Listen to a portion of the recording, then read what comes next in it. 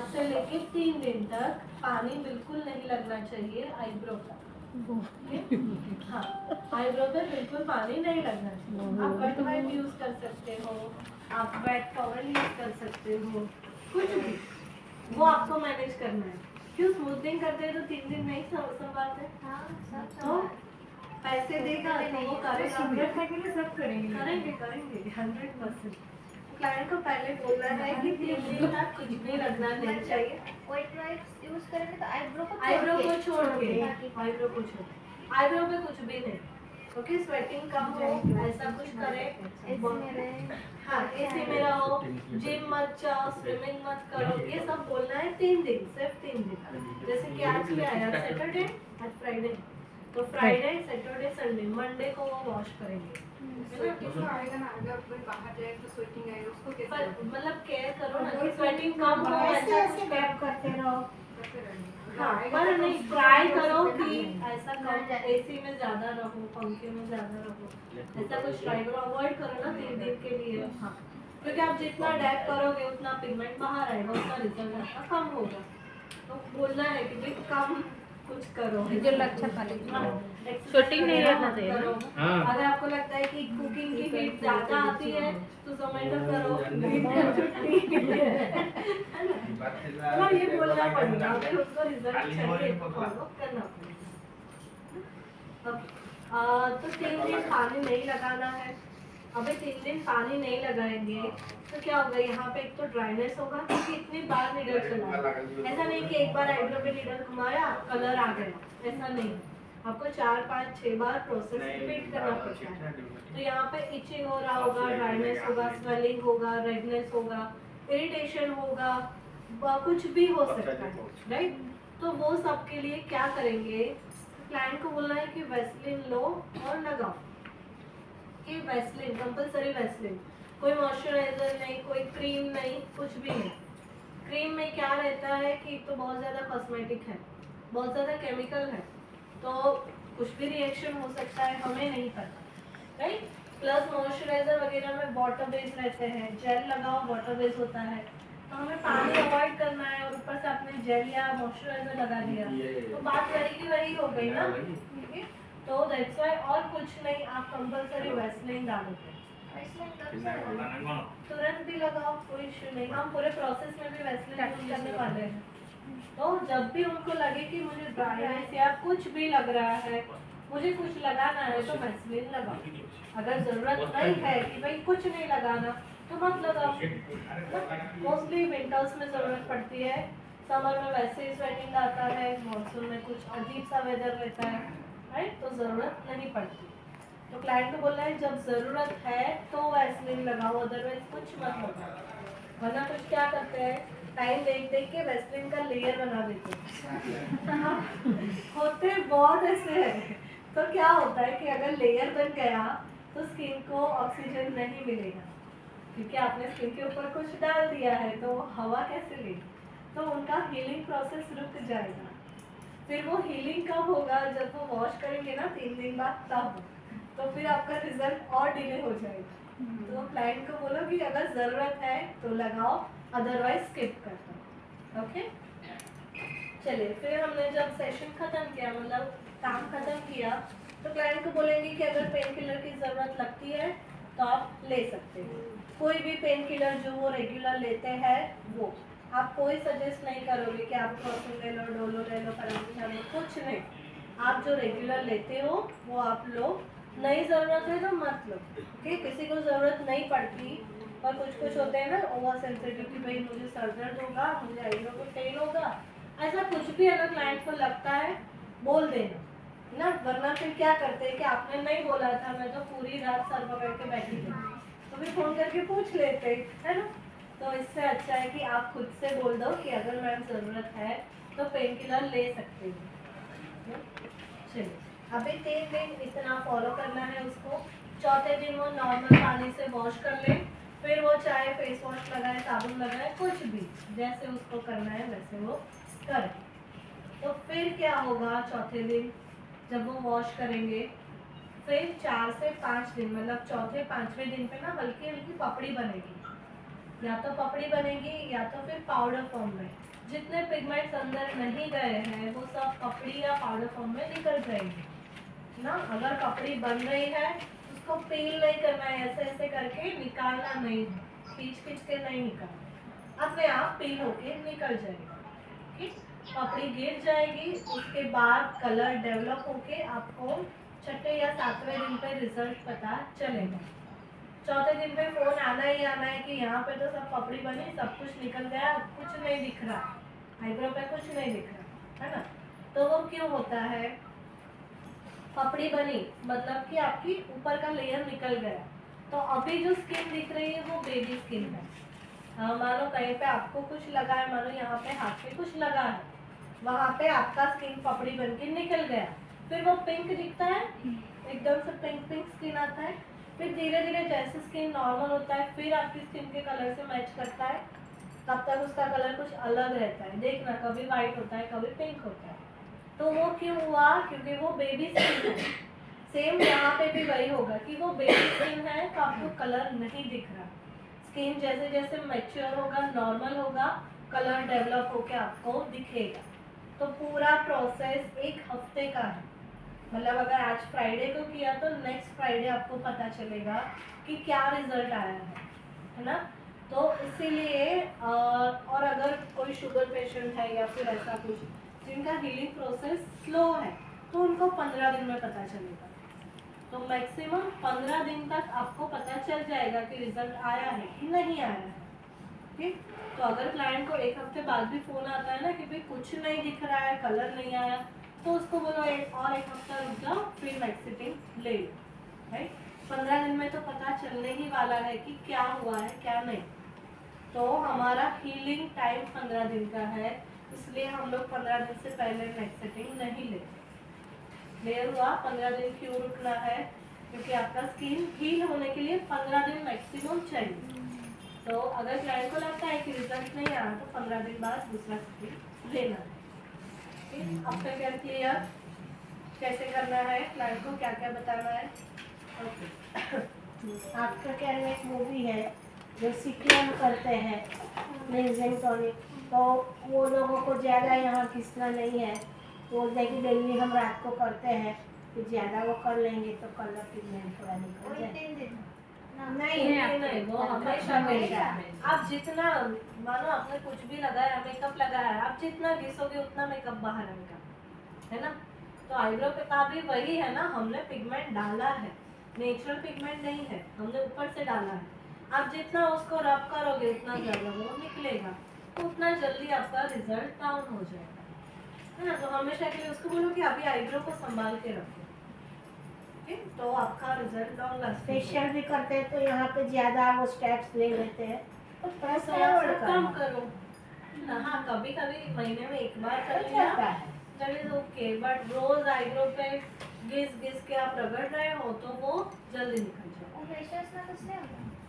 कुछ नॉर्मल में कुछ नहीं होगा क्योंकि वो तो करना ही पड़ेगा ना। यहाँ पर होता है ना कि ये घिसा ये घिसा ये घिसा, वैसा उसको तो आईब्रो को थोड़ा सा संभालो, जितना संभालोगे उतना रिजल्ट आपका लॉन्ग लास्टिंग होगा।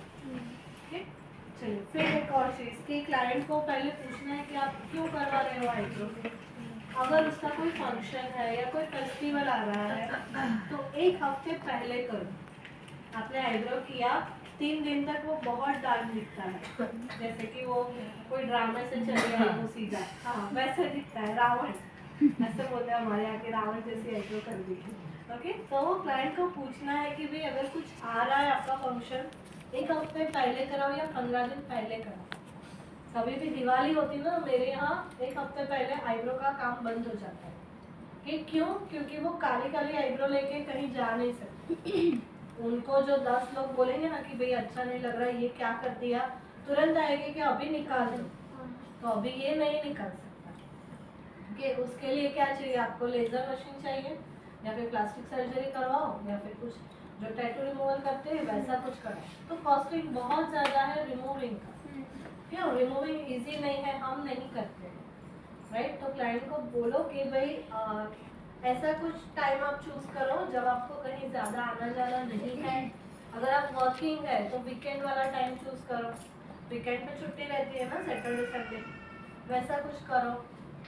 और अगर टाइम नहीं है, रूटीन बेस पे ही करना है, तो क्या करो, आईब्रो को मैच कर पाए उतना डार्क लिपस्टिक लगाओ 3 दिन तक। अगर लिपस्टिक ज़्यादा डार्क है, मेकअप करते हो तो हम लोग आईब्रो डार्क करते हैं ना, तो वो सेटल कैसे होता है, लिपस्टिक से। लिपस्टिक नहीं लगाया, पूरा फेस का मेकअप किया तो कितना अजीब लगता है ना। तो फिर उनको ऐसा बोलो कि अगर आपको नहीं सेट हो रहा है कुछ भी, तो 3 दिन थोड़ा सा लिपस्टिक डाल के जाओ या फिर मास्क लगाते जाओ, तो भी सेटल डाउन हो जाए। तो ये एक चीज़ ध्यान में रखनी है कि भाई डार्क दिखेगा, पहले तो उनको प्रिपेयर करो कि भाई हमने जितना किया है, 1 हफ्ते बाद वो 50% लाइट हो जाएगा, है ना। तो अभी आप जब काम कर रहे हो, आपको लगे कि भाई अभी नेचुरल हो गया है, यहाँ पे मैं स्टॉप कर दूँ, आगे प्रोसेस नहीं करूँ, तो क्या होगा, वो 50% हुआ है, जैसे ही वॉश किया 0 क्योंकि वो 50% तो डाउन होने ही वाला है। तो आपको एकदम से जेट ब्लैक आईब्रो बना के देना है, डार्क एकदम, राइट। तो वो 50% लाइट होके नेचुरल टोन पे आए। तो कभी भी ऐसा नहीं कि भाई नेचुरल आ गया अभी छोड़ दे, नहीं, पूरा डार्क करके ही देना है, क्लाइंट को अच्छा लगे कि ना लगे। उनको बोलो कि ट्रस्ट करो हम पे। ओके, फिर कुछ ऐसे होते हैं कंफ्यूज कि भाई फिर अच्छा नहीं लगा तो क्या करेंगे, कैसे निकालेंगे, राइट। तो वैसे क्लाइंट को बोलो कि आईब्रो फिलिंग करके 1 महीना आप थोड़ा सा अपने आप को देखो कि अगर आपको पसंद आता है तो फिर आके करवाओ, अदरवाइज मत करवाओ, क्योंकि करके फिर निकालने का कोई ऑप्शन नहीं है। हाँ, कभी होता है कि गलती हो गई है, अभी क्लाइंट सर पे बैठा है, तो तुरंत के तुरंत उसको फेशियल कर दो, पिगमेंट बहुत ज़्यादा लाइट हो जाएंगे। 100% जाने में टाइम लगेगा, बट 3 दिन का जो गैप है आफ्टर केयर का, वो फॉलो ना करके अब सीधा का सीधा उसका फेशियल ले लो और अच्छे से रगड़ दो ना, तो लाइट हो जाएगा। तुरंत नहीं निकलेगा पर निकल जाए। क्लियर? चलो, यहाँ तक कोई क्वेरी?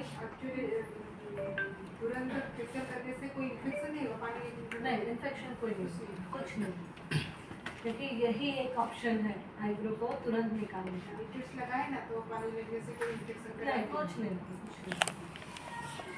तो पानी नहीं लगाना है, पिगमेंट को हम अंदर रुकाना है, हाँ, इसीलिए हाँ नहीं लगाते, वीडियोस लगाए ना तो तुरंत हम हाँ, फेशियल लगा सकते हो, लगा सकते हो, कुछ नहीं। मगर ऐसा करने की नौबत नहीं आएगी। वो तो नहीं, हाँ, ऑप्शन मगर तो होना चाहिए ना। हाँ, पैसा वैसा खर्चा करके हाँ, हमें पता होना चाहिए कि कैसे हम गलती से जाते हैं।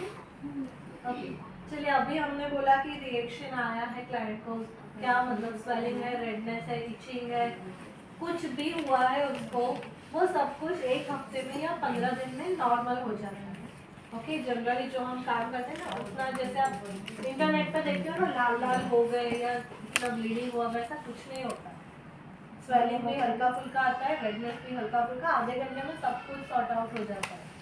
पर कभी किसी को हुआ कि रिएक्शन नॉर्मल नहीं हुए, 15 दिन हो गए अभी भी नहीं हुए, फिर किसी को हमने चलो और वेट किया, महीना भर हो गया, तो फिर क्या करेंगे रिएक्शन के लिए।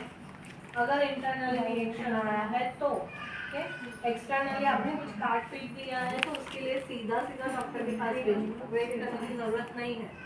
ओके, कुछ भी अगर आपसे कट लग गया है, बहुत ज़्यादा ब्लीडिंग हो रहा है, तो उसके लिए सिर्फ डॉक्टर ऑप्शन है आपका।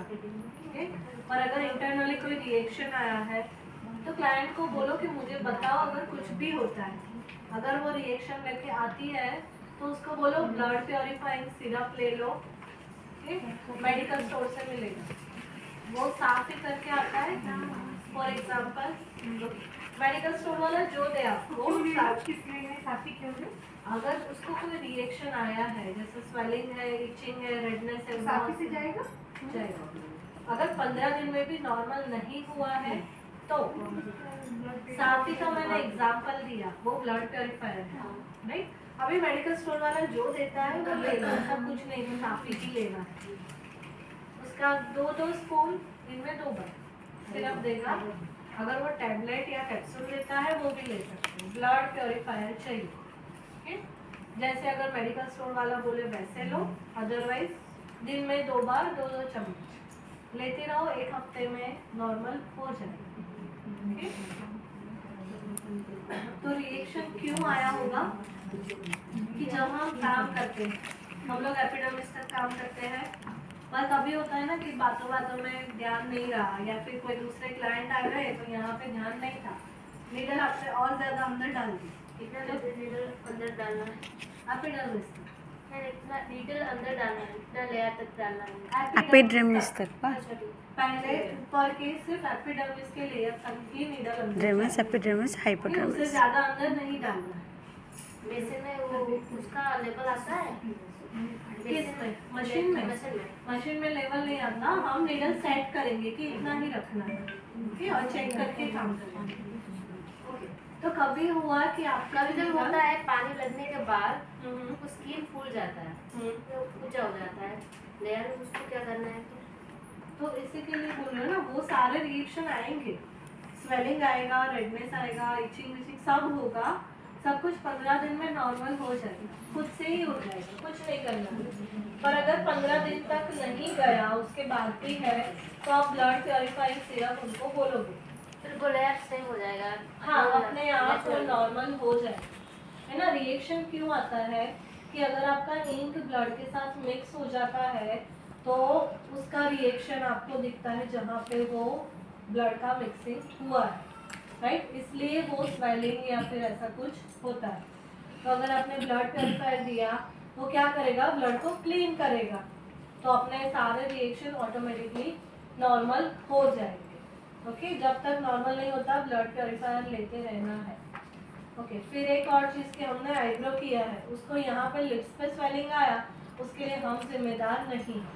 उसको कुछ चिक्स पे हुआ या फिर बॉडी पे कहीं भी हुआ तो उसके लिए हमने कुछ नहीं किया, तो फिर वो डॉक्टर के पास जाएगा। उसको होता है ना कि भाई आज आईब्रो करवाया, कल मेरी पूरी बॉडी में स्वेलिंग आ गया, तो उसके लिए भी आप डॉक्टर के पास जाए। नहीं, बहुत होते हैं ऐसे कि यहाँ किया, यहाँ पे हुआ, तो यहाँ पे हुआ, हमने वहाँ कुछ नहीं किया है।